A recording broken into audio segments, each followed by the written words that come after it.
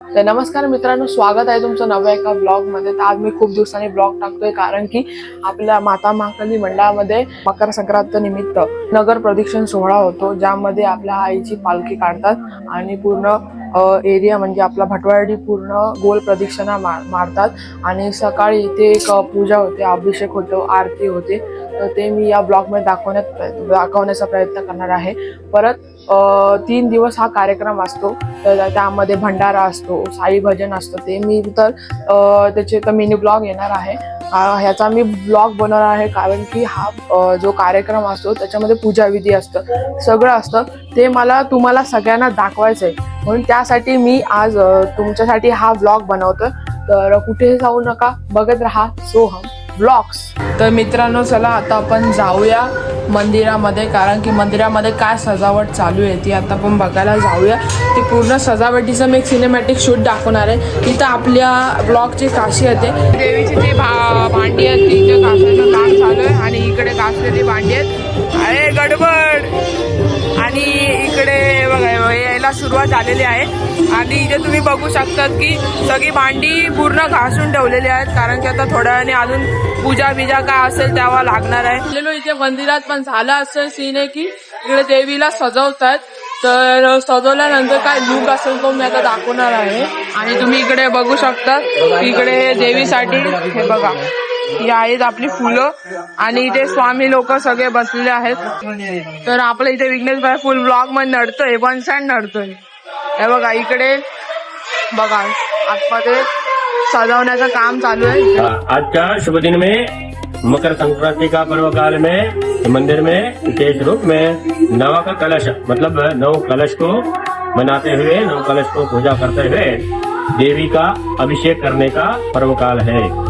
ऐसा संदर्भ में देवी का पूजा करते हुए देवी को पंचामृत अभिषेक दूध दही और मध शक्कर फ्रूट्स वगैरह इससे अभिषेक करने से भगवती संतृप्ति होते हुए आशीर्वाद प्रकट करते हैं बोल के बताया जाता है। इसके लिए आज का शुभ दिन में सुबह हम नव का कलश का पूजा करते हुए अभिषेक वगैरह करते हुए भगवती का अलंकार करते हुए भगवान का आरती पूजा वगैरह हम कर रहे हैं। ऐसा शुभ संदर्भ में सब में वही प्रार्थना है, भगवती का दर्शन देते हुए सब भगवती का अनुग्रह लेते हुए सबको अच्छा होने का जैसा अनुग्रह होने दो, सर्व सन्मंगल होने दो, सबको भक्तजनों को भगवती का आशीर्वाद सदा रहने दो।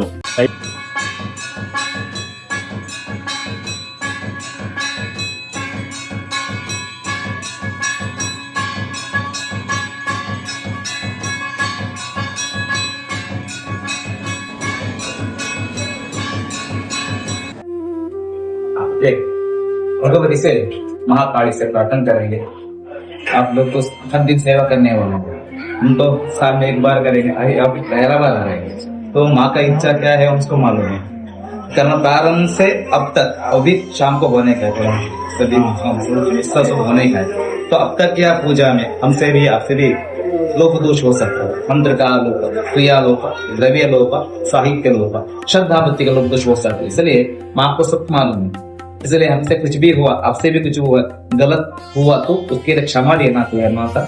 और आगे होने वाला उत्सव में भी कुछ बाधा नहीं आना चाहिए, अच्छे से उत्सव भी होना चाहिए, महापूजा भी शाम का भी अच्छे से होते हुए हर भक्त जनक हर भक्त लोग बोलते हैं उनका सब घर को शांति मिलना चाहिए, हमारा भी घर को शांति मिलना चाहिए। और आगे भविष्य में भी वर्तमान काल में भी माँ का सेवा करने का श्रद्धा और भक्ति, तनु मन धन, तनु शरीर में सामर्थ्य और मन चाहिए, मन के साथ में धन भी चाहिए, ये सब भगवती ही लेके आना चाहिए, देना चाहिए। इसलिए माँ से प्रार्थना करेंगे कि अब महापूजा पंचामृताभिषेक, नवकलशाभिषेक और महापूजा का पुण्य प्रसाद आप सबको और भक्तजनों को भगवती अनुग्रह महाकाली का रूप से हर भगवान का सपरिवार शक्तियों का अनुग्रह से आपका जिंदगी सुखमय हो जाए बोल के कर्म का आज का पूजा का प्रसन्नता करने पुण्य प्रसाद दे। मंगलम भगवान मंगलम जमानस्य मनोरंगल सिद्धिरस्तु आदिन्द्राकपर्यन्तं वंशाभिरुद्धेरसेवदा सिद्धिरस्तु। तर तुम्ही इथे बघू शकता की इथे पालखी सजवण्याचं काम चालू आहे, कारण की संध्याकाळी पालखी सजवल्यानंतर इथे विराजमान होणार. मग त्यासाठी ते सजवण्याचं काम आता सुरू केलेलं आहे. आता जर सजवायला सुरुवात केली तर संध्याकाळी कुठे पूर्ण होणार. तर तुम्ही आता बघितलं असाल की पूर्ण पूजा विधी सगळं झालेलं आहे आणि आता आपण डायरेक्ट भेटूया संध्याकाळी. की संध्याकाळी सगळं आपलं जी पालखी आहे ती होणार आहे आणि तेव्हा आपण सगळेजण भेटूया. तर चला डायरेक्ट कधी संध्याकाळी पालखीच्या वेळी. तर तुम्ही इथे बघू शकतात तिकडे आपली पालखी तर रेडी झालेली आहे आणि इथे एका साईडला बायका सगळं हळदी कुंकूचं इथे काम चालू आहे. आणि हा जो मंडप आहे या मंडपामध्ये आपली जी देवीची पालखी आहे ती इथे विराजमान होणार आहे. आणि आता थोड्याच वेळात इकडे ब्रास बँड पण येणार आहे. आता थोडे 4:30 का 5 वाजले. थोड्याच वेळात जे 6 वाजेपर्यंत ब्रास बँड येणार. तो पण तुम्हाला ब्लॉग मध्ये बघायला भेटला. खूप या ब्लॉग मध्ये मजा आहे. तोपर्यंत लास्ट पर्यंत आपल्या या ब्लॉग मध्ये तयार राहू.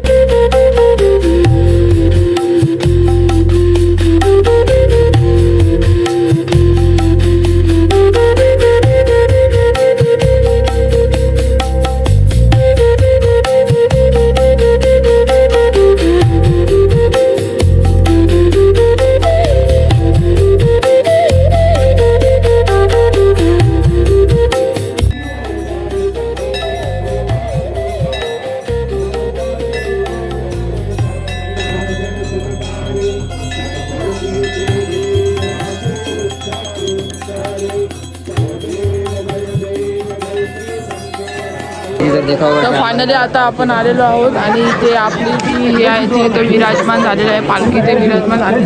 आता थोड्याच वेळात आपल्या कार्यक्रमाला प्रदक्षिणाला सुरुवात होईल. हे बघा आपली निशाणी पण इकडे खाली घेऊन येत आहे आणि इथे आपली पालखी आली. इथे थोडी पूजा होईल आणि नंतरला इथे प्रदक्षिणा घ्यायला सुरुवात होईल.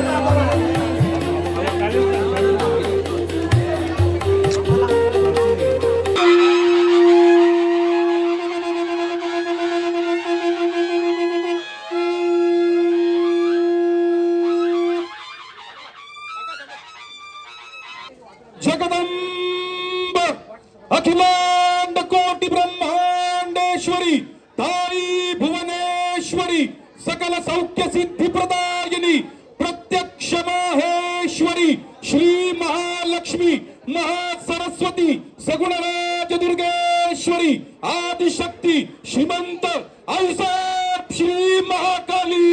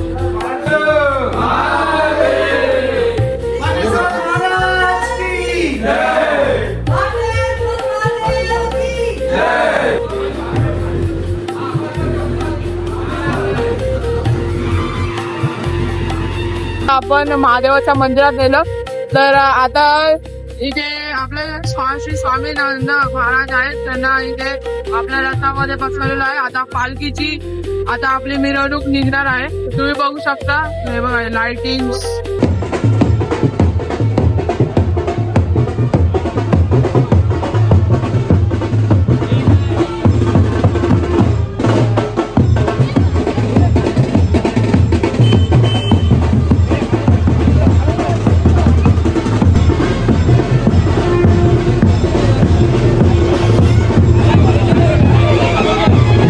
आपली जी पालखी आहे त्याची मिरवणूक आता निघालेली आहे. तर ती आता जी मिरवणूक आहे ती आता डायरेक्ट आपण पुढे जाणार आहे, ते म्हणजे आपलं गणेश मंदिरच्या इथे आपण जी मिरवणूक आहे आपली जी त्या तिकडे आपला पुढचा स्पॉट आहे. त्या स्पॉटवर आपली जी पालखी आहे तिथे थांबणार आणि गणपती आपला श्री सिद्धी गणेश मंदिर तिथे आपल्या गणपतीचं दर्शन घेणार आणि मग तिथून पुढे आपली पालखी डायरेक्ट जलारामच्या इथे 2-3 स्पॉट आहेत म्हणजे कव्हर करून आपली जी मिरवणूक आहे ती प्रदक्षिणा आहे ती आपली कंप्लीट होणार आहे.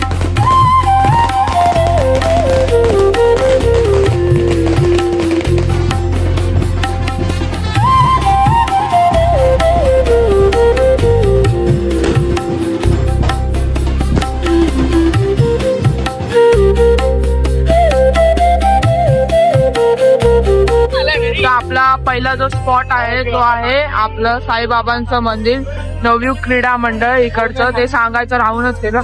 तर इकडे आपलं साईबाबांचं मंदिर आहे. त्या मंदिरामध्ये आपली इकडची जी पालखी आहे ती आता थांबणार आहे.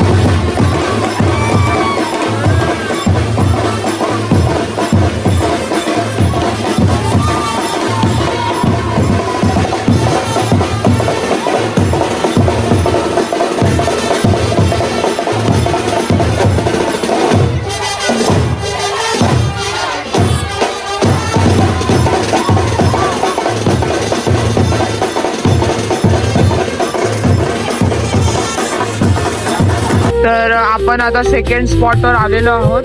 आपलं श्री सिद्धी गणेश मंदिरच्या इथे तुम्हाला बोललेलो. पहिला आपला जो स्पॉट होता तो होता साईबाबांचा मंदिर. तर आता आपण आलेलो आहोत सिद्धी गणेश मंदिरच्या इथे. आता इथे आपली पालखी विराजमान इथे पण छत्रपती शिवाजी महाराजांचा पुतळा त्याच्या समोर किंवा आतमध्ये आता आपण काय होतं त्याचं तुम्हाला दाखवेल.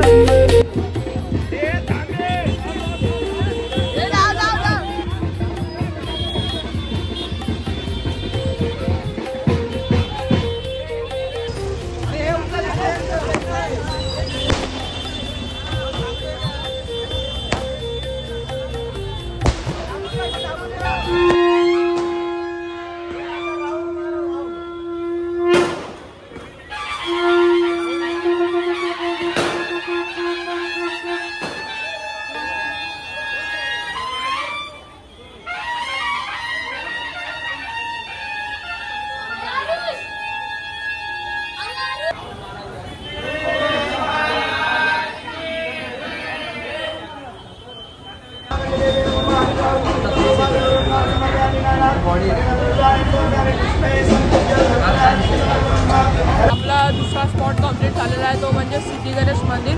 सिद्धी गणेश मंदिर पूर्णपणे कंप्लीट झाला आहे. आता आपला जो पुढचा स्पॉट आहे तो म्हणजे जलाराम बाप्पा. नंतर इथे मध्ये कुठे जर थांबवलं तर छोटे मोठे कोण पाया पडणारे असतील तर डायरेक्ट नंतर ना कुठे जलाराम बाप्पा तिथे आपलं जे स्पॉट आहे ते आपल्या इथे थांबवणार आहे. तर इथे आपण थांबलेलो आहोत कारण की ते पाणी वाटपाचं आणि चायचा कार्यक्रम इथे सुरू झालेला आहे. इथे थोडा सगळ्यांनी ब्रेक घेतलेला आहे.